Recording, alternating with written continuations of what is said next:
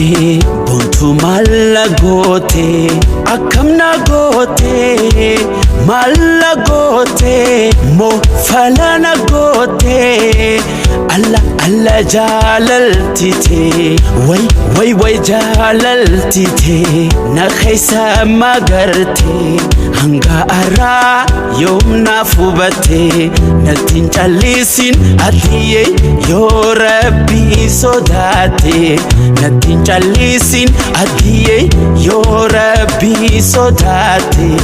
nattiin callisin atiyyee yoo rabbii sodaate.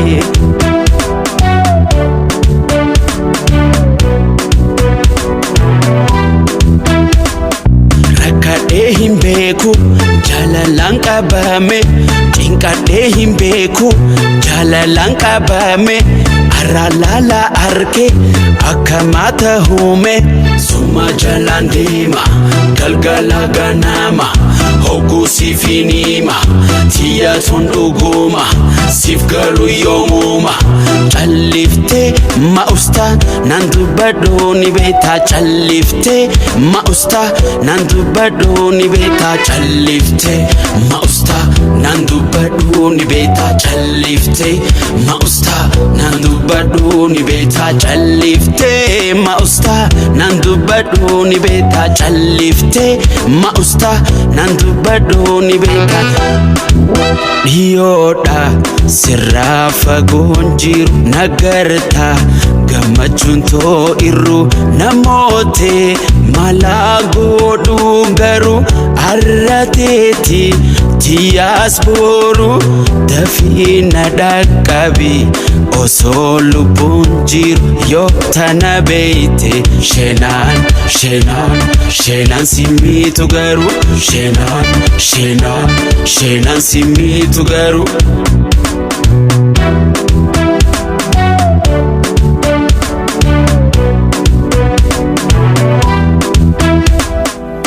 Akkamna gootee bontuu maalla gootee akkamna gootee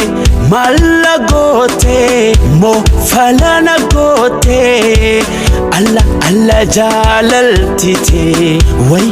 way jaalaltitee na keessa magartee hanga arraa yoomnaaf hubattee nattiin callisin atiyyee yoo rabbii sodaate nattiin callisin atiyyee yoo rabbii sodaate nattiin callisin atiyyee yoo rabbii sodaate.